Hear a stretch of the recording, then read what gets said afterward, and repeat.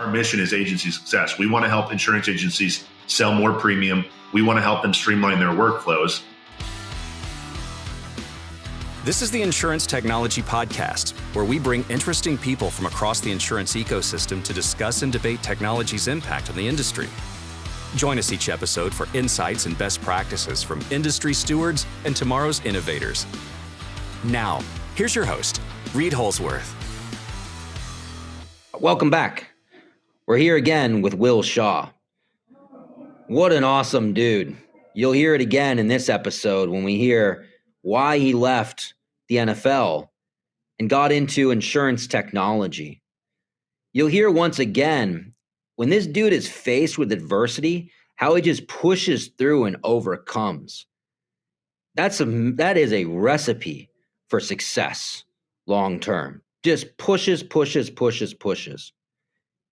We're also going to get into deeply better agency, the company, the technology, the whole thing. And you're going to see this thing's no joke. This dude's no joke. Stay tuned. Really awesome stuff. What happened with the NFL and how'd you get into insurance technology? Like, how'd you I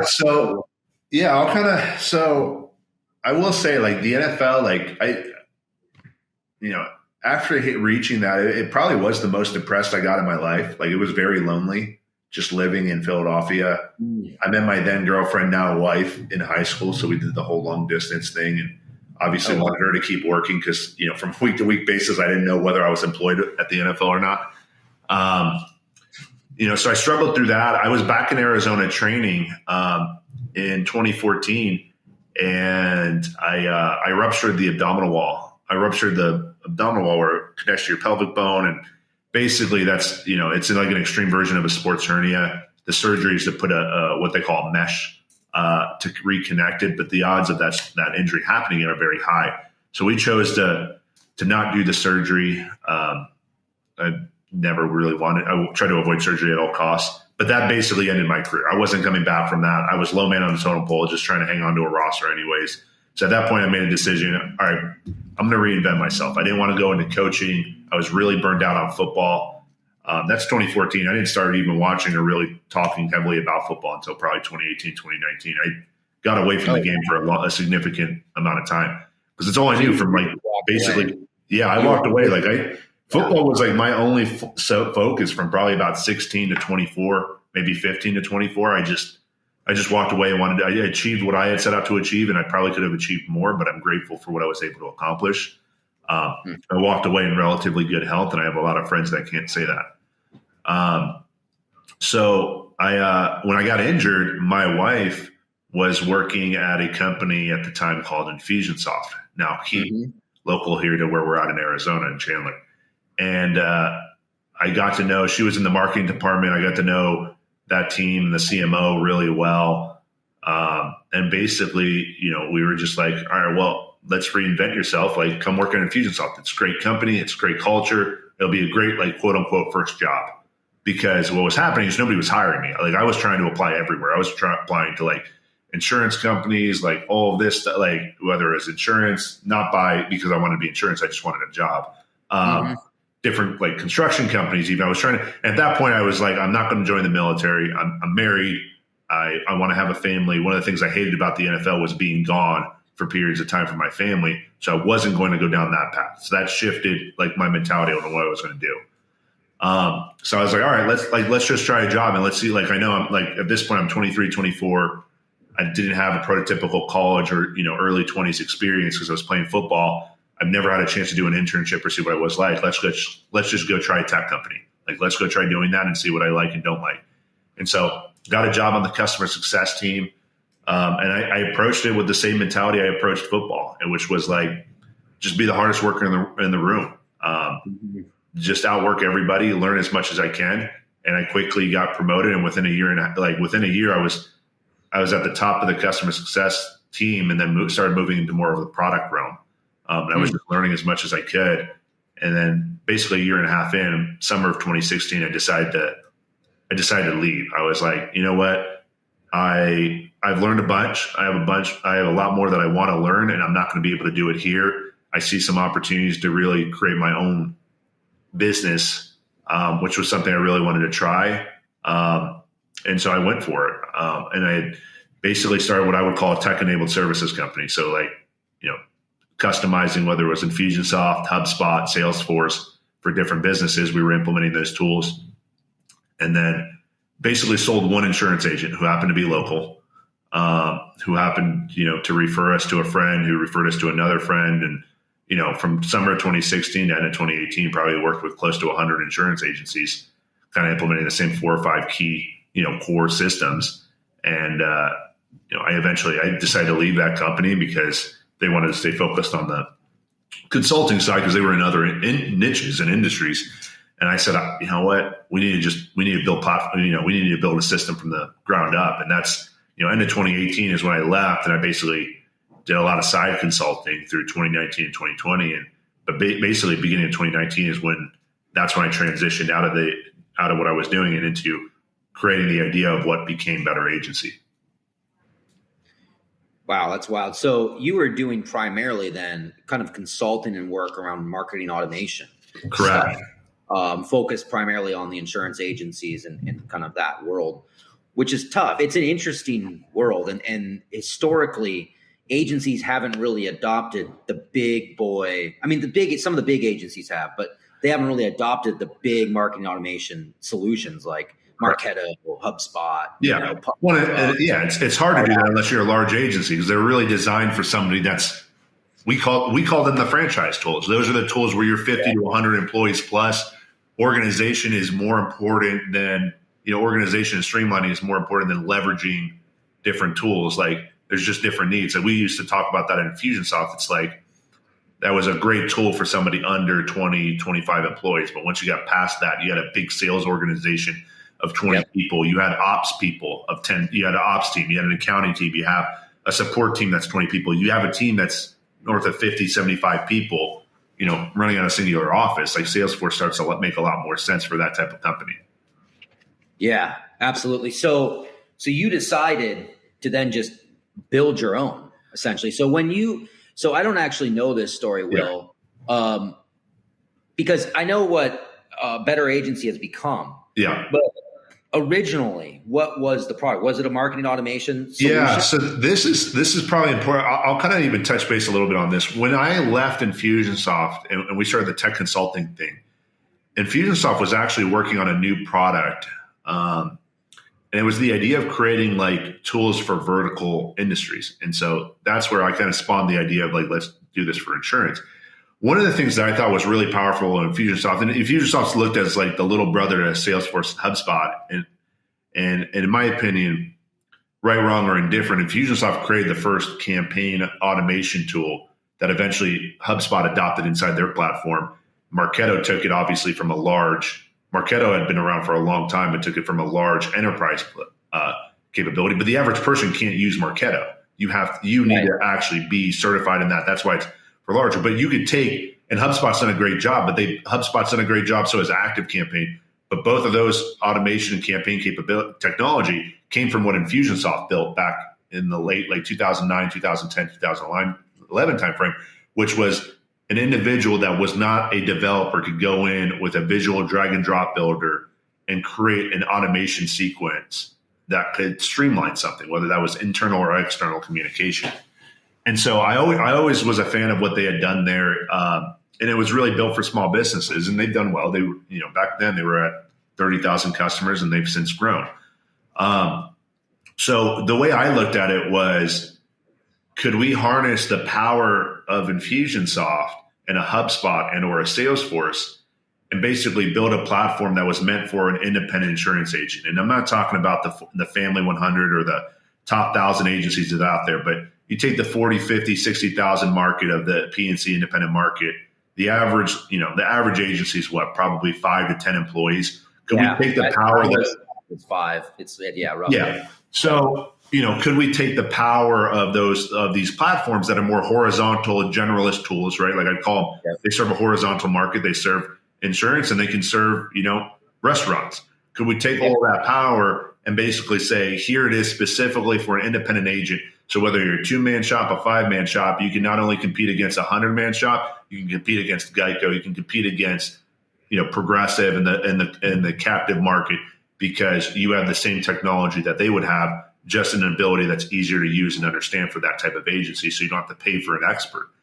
And that's really what we started. We wanted to be the CRM marketing automation platform specifically for P&C insurance agencies. And we took that power, like our CTO and our VP of product, they were both top 20, they were one of the first 15 people at HubSpot and Infusionsoft, there for 20 years and saw the growth and how to build a technology from, I think our CTO was like the 9th employee at Infusionsoft, was there for 14 years, from literally 10 customers to 30,000 customers. And so, we wanted to build it the right way. We wanted to build the data structure where we could control it. We wanted to build it in a microservice environment. We didn't want to necessarily build it on top of the Salesforce platform or another platform. We wanted to be in ultimate control, so that we could learn more about the database structure and how insurance looks at reports and data, so that we could continuously manipulate and grow the product so that we could get better over time with more data coming through. Yeah. That's really awesome. So how long did it take? So you said, let's do this. So we said, let's do this. I have a Google Doc where I keep track of all my notes from every conversation I've ever had on Better Agency. It's like it's called general notes. And I take that, and that obviously goes, some of those notes obviously go into other places where we track everything in Notion or different documents. But I'm on like page 700 right now. I'm coming up on 700 pages. I had the very first meeting that was about Better Agencies, January 30th of 2019. That's the first meeting I had. Jordan and I, our CTO Jordan, basically started building it in March, April timeframe. We started building the framework, and then we self-funded it. Obviously, Nick, Nick. Nick, our CMO, is the first insurance agent I took this idea to and said, hey, let's, this is what I'm thinking. You're somebody I know that's in the space.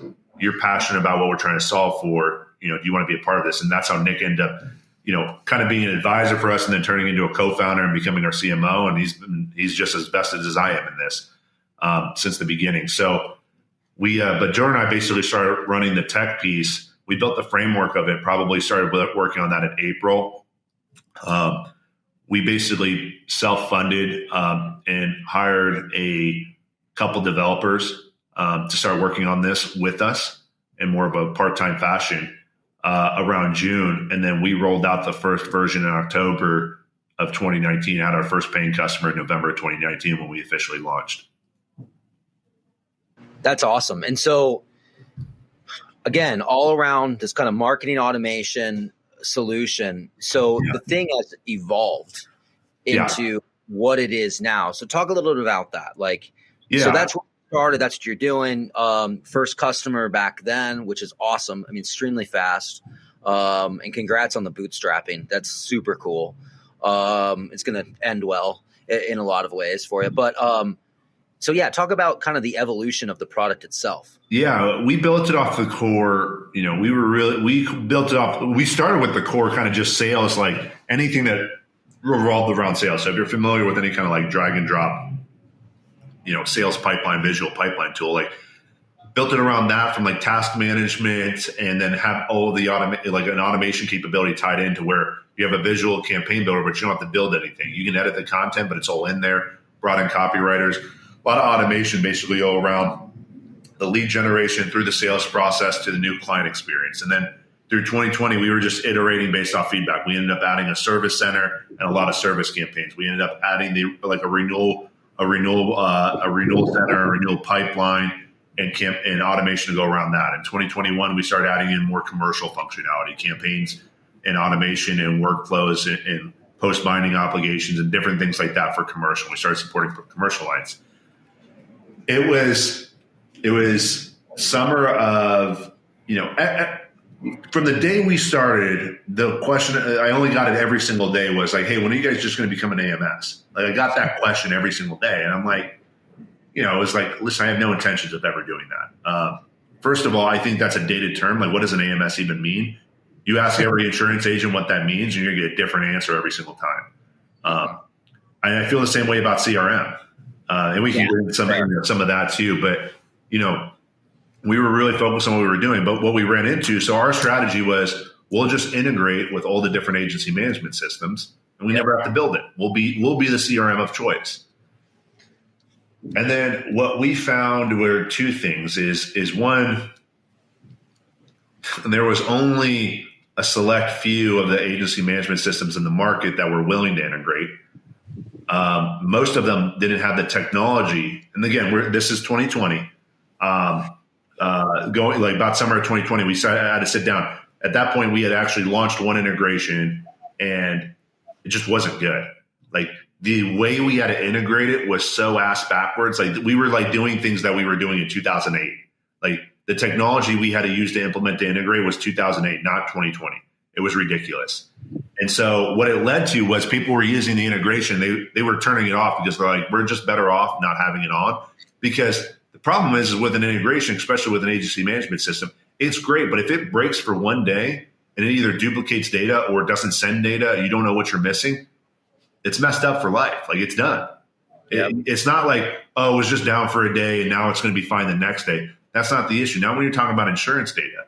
And so we were told no by a couple players too, like, hey, we're just not going to integrate with you. We're not going to open up our API because our customers would spend more time in your software than they do ours. And that's not part of our business model, which it is what it is. Yeah, don't hate the player, hate the game, right? Yeah, like, it is what, like, I get it. Like, it's, we can not like it and I can bash them for it. But the reality is like, at least they were straightforward about their response to me. So I like, there's a level that I appreciate that. And so I had to look at the market and say, like, these AMSs are never going to figure out how to really build a core CRM marketing automation platform. Because an AMS is not a CRM. And I can get into why I feel that way. But at least the legacy providers, they started as general ledgers. It's just not the way that they were built to function. Yep. And I can back that up with looking at exit files from every AMS too, because I can see the data structure and how they send the data. And I can tell you that that's the case. But we had to make a decision of like, well, where are we going to fit? Because at some point the AMS platforms are all going to try to figure out, well, how do we build a CRM? How do we build marketing automation, right? Like there's nothing unique about that. And in my mind, our mission is not to be the number one CRM. Our mission is agency success. We want to help insurance agencies sell more premium. We want to help them streamline their workflows. And so I don't know that we went about it the right way, but I had basically made the call and said, we're going to build an AMS. I don't even know what that means, but we'll do it. So let's figure out what that means. And so I started having a bunch of conversations, and it was all around, we got to have policy information in there and policy downloads. We got to have accord forms in there. We got to have commission and reconciliation. We got to have, and there's a million edge case scenarios. And that's what, people really forget about is the million edge case scenarios that go into all of that. But we said, all right, we'll do that. And then, I think this is before your time at Ivans. I started getting the bill of what it was going to look like to actually, license the data from carriers, whether that was through Ivans or others, direct with carriers. And I was like, well, we're bootstrapped. I've got 10 grand in the bank account. I can't afford the fees from like, whether it was Ivans or the carriers or Accords. It was just like, just with licensing alone in our first 12 months, I'm looking at a couple $100,000 in expense before I even build anything, right? Like before I even touch building. Everybody's asking me about a SOC 2 audit, which back then was like another $52,000. Oh yeah. Yep. I'm like, I don't got any of that. So, I made the bet and we just started building it. I said, we're going to figure out a way. I got told no 100 times, whether it was from Ivans, whomever, like, no, we're not going to download to you until you're downloading from somebody else. I'm like, well, how can I get started if I can't get how do I get started? Because everybody's telling me, like, I go to a carrier and they're like, no, you got to be downloading from another carrier before we download to you. Like, who are you? And so couldn't get anybody to say yes. Meanwhile, I started building it. We have no cash. So I go and I raise a convertible note round, most of which came from our existing customers that were like, I told them, I was like, hey, we might be able to do this. We might not be able to do this, but this is the idea. And they were bought in enough to let's say, yeah, let's do it. Raised like $500,000. And we're already building the technology on the back end to bring in the data and read AL3 files and stuff like that. And I think somebody had changed who was responsible for letting people in at Ivans, and I got in somehow. Somebody said yes. There was no more questions about like SOC audits or this or that. They just asked, hey, can you write this check? And I said, yes. And I had like 12 grand in the bank account. And so by Friday I had raised enough money to go and write the check. And that's how we got downloads basically flowing into Better Agency. It's so true, dude. It's such a true story. I went through the same stuff at TC, but it's overcoming and pushing through. So now you've done it. I mean, now you're hooked up, you're getting downloads.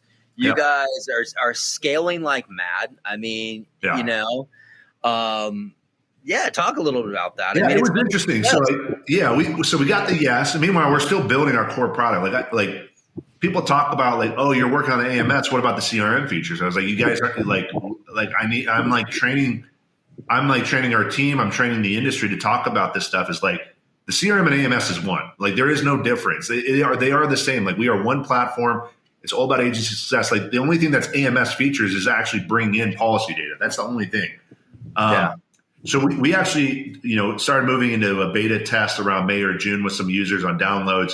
We officially launched the downloads for personal lines around August of 2021. And then we rolled out commercial lines right thereafter. I think we download every LOB that's possible from just about every carrier at this point.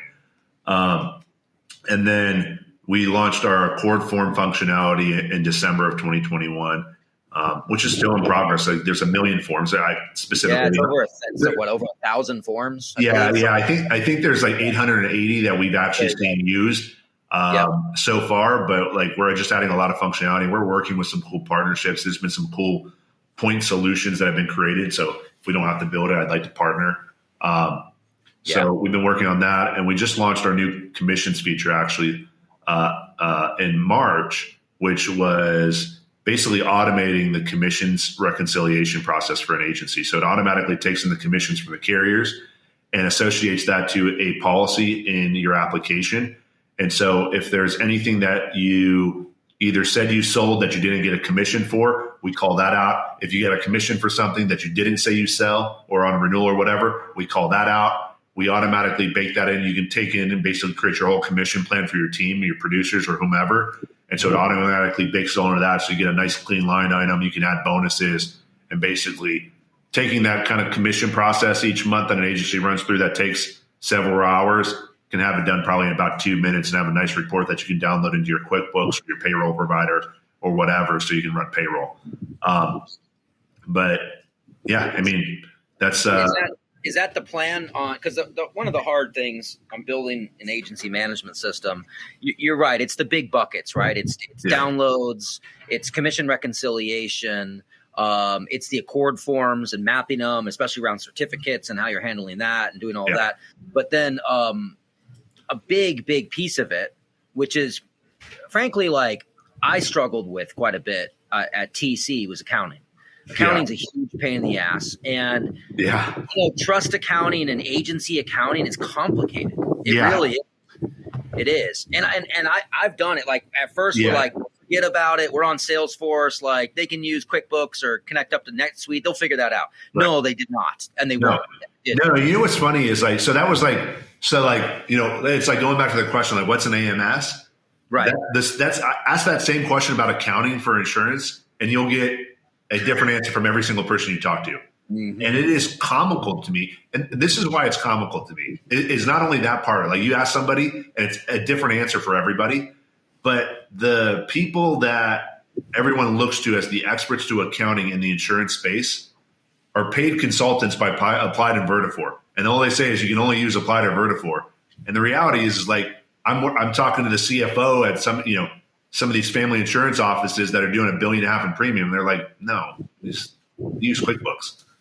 Or no, we built our own system. Or no, there's a million other things I actually wouldn't recommend. So it's just been interesting. Like if you talk to, and I'm not trying to bash on either of those companies. That's not the intent of that. It's like, it's just when you talk to people, you get so many different answers. And it's funny to me because an outsider, like I consider myself an outsider of the insurance space, is across the board, small business accounting is run by, Xero, QuickBooks Online, and some others, because that's what every CPA uses to run your accounting. Right. When I talk to what do investors use? What do angels and VC investors use? They use QuickBooks. What do PE firms use? They use QuickBooks. Everybody uses QuickBooks and Excel. That's just the nature of business. We can hate on it or we can just call it what it is. It's interesting to me coming into insurance and everybody's like, no, we can't use QuickBooks. What makes this industry so special that we can't use, like, everybody uses QuickBooks. The PE firms that are buying the insurance agents all use QuickBooks. So tell me why you can't use QuickBooks. I want to know. Like, what makes it so hard? And now you get into the conversation of cash-based versus accrual-based accounting and agency bill versus direct bill and the differences that are there. But what's interesting to me is, like, if they say, hey, it should be accrual basis when I'm doing agency bill, they say that that's the case, but then I question if you're doing accrual basis, how is the carrier accounting for it? Because if you're doing accrual basis, that means the carrier needs to have it as a liability, not an asset, but the carrier accounts it as an asset when you talk to the carriers. So it's really interesting. Yeah, you're right though. I mean, why not? You know, and I used to know all this stuff, but there are reasons. But does it really matter? So that's the question I get into, is like, not discounting the fact that it's not complicated. I'm not discounting the fact that there's reasons. What I am discounting is if you're not a massive, large agency, is that the best use of your time? Is it really the best use of your resources to try to be overcomplicating accounting and paying more for a system and then now limiting? By the way, if you only use an insurance-specific system for accounting, guess what CPA you can go to? An insurance-specific CPA. Not all of the CPAs, not maybe the best CPA. You can go to an insurance CPA that understands this stuff. You can't, because if you go to any CPA, the CPA is going to ask for QuickBooks. Mm-hmm. And if you get audited by the IRS, you know what the IRS is going to ask for? QuickBooks and Excel. They're not going to ask for your insurance-specific software. They're going to ask for QuickBooks and Excel. And that's what I find interesting is, like, are you really creating, like, there's no doubt that there's some complications, especially if you're an agency that does like personal and commercial and you're doing some direct bill and you're doing some agency bill, right? Like, if you do a lot of agency bill, it is complicated. Right. It can be complicated. Bill, like, that doesn't make sense. I mean, it's so simple. Like, you're right. If anybody's doing direct bill and they're not doing it in QuickBooks and just straight cash accounting, you're wrong. It's just wrong. There are complications with agency bill depending on how you collect the revenue and where you're doing. There's some cool solutions now that are coming out that are helping streamline that, so to pass the money directly over to the carrier or to keep it in your trust account and report, when you move it essentially over, or even automating that move over. Because really that's where you get that complication, is like when it's in the trust account, making sure that money goes to the carrier properly. And now that money can go, that specific amount of money can come over to your bank account, for example. Yep. There's a bunch of companies that are coming out of the woodwork, especially around payments and things like that are just automating a lot of that. Well, the nice part is, because of what they do, is they simplify the accounting process, because now it's not on you. Right. And so that's what we've seen. Like, we don't have an accounting platform in Better Agency. Everybody seems to use QuickBooks or similar. I'm going to use QuickBooks as kind of the general, horizon for any generalist tool out there. We have hundreds of agencies that are just using that, and a bunch of people that use agency bill because they're using one of these new tools, and it keeps that process clean. And I think the biggest thing on agency bill is making sure that it's clean and accounted for correctly. And I think that's where we say we use accounting as like an umbrella in the industry for all of this stuff. And really what we're talking about is we've got to make sure that if we collect $1,000, $700 is going to this carrier and $300 goes into our commissions account. And we need to report on that and make sure that it's done correctly. Right. And that's not necessarily accounting, even though it goes under the umbrella. That's process and making sure that you're actually moving money correctly into the right accounts. Yeah. And I think I've always kind of split out accounting and commission reconciliation as two different things. Same. But to your point earlier, if you ask agencies, that's all accounting to them. A lot of them. A lot of people, when they say accounting, they're talking about commission reconciliation. I've always split the two. When it comes to the bank account, I wrap that under the umbrella of accounting. But commissions doesn't necessarily, those statements and how you're managing that process really doesn't have to do with your accounting. I get where maybe people do that, but I do separate that when we talk about it. So that's where it does in theory, because it's splitting the payments and your revenue on kind of who you have to pay, right, when, why, how, this kind of thing. So it does affect it, but it is a very different product or feature within the product. Yeah. Right. And it's I think that's where it gets complicated too, is under that commission reconciliation, especially if you're doing like a lot of different types of tiers, because agencies do some crazy stuff around that. I have seen it across the fees and we've all that seen stuff. it across the board how complicated, and then they'll do commission splits. And so what we did is we built a commission tool so you can go in there and customize your commission program and just automatically spit out the commission amounts for your producers and your teams and stuff like that based off the commission coming in. So you can just set up the tool one time on what your program is, and we automatically associate everything into that. So it's great because it's a time saver, and it creates this nice report that you can download, send to your bookkeeper, which I would recommend, like spend the $200 and just use a monthly bookkeeper, and this entire conversation is taken care of. Because they'll plug that commission report into your COGS. Now you can know your net profit versus everything. And it's just, I don't know why you wouldn't be doing that, but that's just my opinion. There's the one thing that, to go off on a little Ivan's tangent, it blows my mind when agents don't download commissions. Like, why would you not? And they're like, well, I want my person to go and check every single transaction. Yeah. And I've asked agencies, I said, let me get this straight. So you're paying this person $60,000 a year. I get that. Okay. How often do they find a problem where you missed something or something wasn't right or whatever? Yeah. Oh, Mary found something the other day. Well, how much was that? $20 or whatever it was. And it's like, how often does that happen? I don't know, every few months. Yeah. So you're paying somebody $60,000 a year to find $60. Yeah. I mean, it's more than that. That's the issue I have. And that's where I feel like the industry, and that's where more than just Better Agency, the software, this is where we focus a lot of our content and education. It's like the insurance industry has gotten away so much from forgetting, we're insurance agents, and they've gotten so far away from, you're a small business owner. Yeah. And as a small business owner, you should not be doing your accounting. You should be paying the $200 to have a bookkeeper. You should not be paying somebody $60,000 a year to go through your statements. That should just happen automatically. It's an interesting mindset that I've seen in the industry, and it's, we do a lot of that. Like when somebody pushes, we don't have to get into the price conversation, but when somebody says I don't have $300 or $400 a month to spend on my core product, to spend on a core product like a CRM AMS to run my agency, I'm just going to run it off Excel and spreadsheets. I just start questioning you as a business owner. I'm not going to lie. If you're not going to spend $300 or $400 to run your business, we spend and I get it. Maybe it's a different level of scale, but we spend $300 or $400 for a month for a tool that does one thing, just one thing that eliminates hours of work every month because it's worth the $300 or $400. It's interesting. I always argue with people on this one because I agree with what you're saying 100%, but it depends on the size. And how I always explain this, it's like, dude, if I have a hot dog cart, I can use a paper ticket, right? But if I build a hot dog empire, right, and I have 40 locations and multiple employees, I need a point of sale system to track inventory, sales, revenue, the whole nine, right? I think the same thing is true for agents. If you're a onesie, twosie shop, maybe Excel's okay for a little bit. But I mean, we could also argue E&O and all this other stuff and notating what's going on.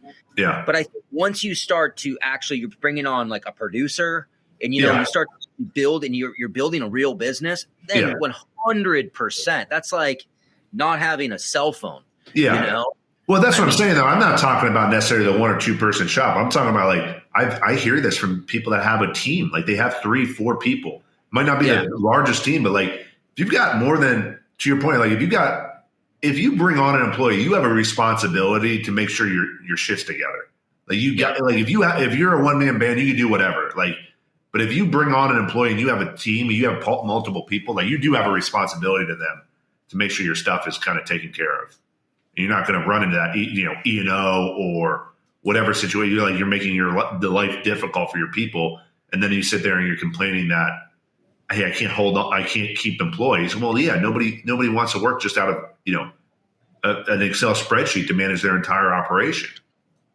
It's wild. I heard the other day somebody was talking about this same topic, and it was like a 15 user shop, so 15 employee company, and they're 100% on Excel. Always been on Excel. You just got to imagine, how much premium is just living in that thing, and how over how many years, and just it's wild, dude. So what's next for Better Agency? You keep crushing it, keep going after, moving up market, adding more forms. I don't know that we'll ever really move up market necessarily. I mean, not intentionally. I'm sure it organically happens. And everybody that's probably been in the space will tell me that's a bad idea, because it's hard to work with agencies that are between 5 to 15 per location and things like that. And I get it, but I don't think so. I would disagree.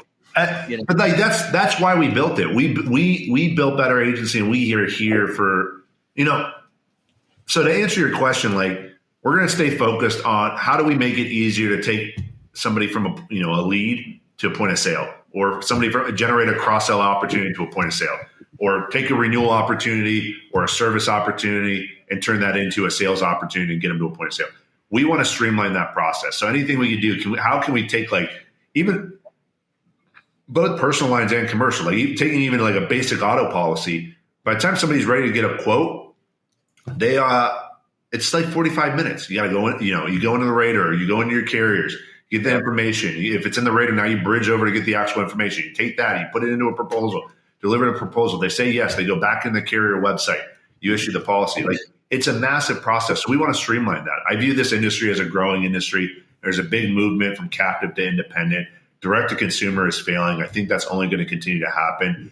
And our whole push right now is, how can we make it so that a small agency can operate against the big boys? How can we streamline that process? And how can you provide the same experience that a direct to consumer Insurtech does have? How can we provide that same experience, that same technology to an independent insurance agency that has 2-3 people or more?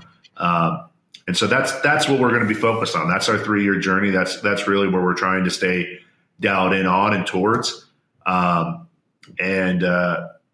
Anything that touches that, anything that helps insurance agencies sell more insurance or helps them save time is really where we're going to try to focus. Wow. What a story.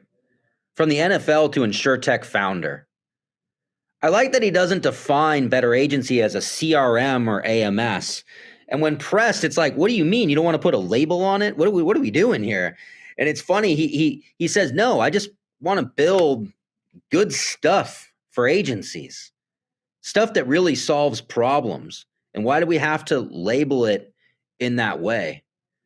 Pretty cool stuff. And it was good getting deep and technically. Felt good kind of reminiscing of those days.